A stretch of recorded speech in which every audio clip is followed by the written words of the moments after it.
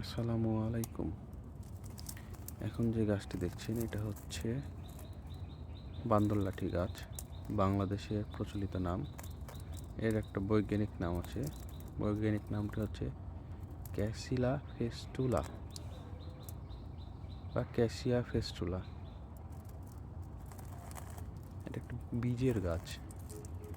এটা শখ করে বীজ লাগিয়েছিলাম।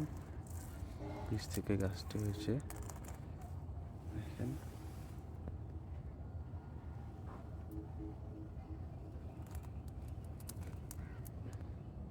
পাতাগুলো কুয়াশায় ভিজে আছে।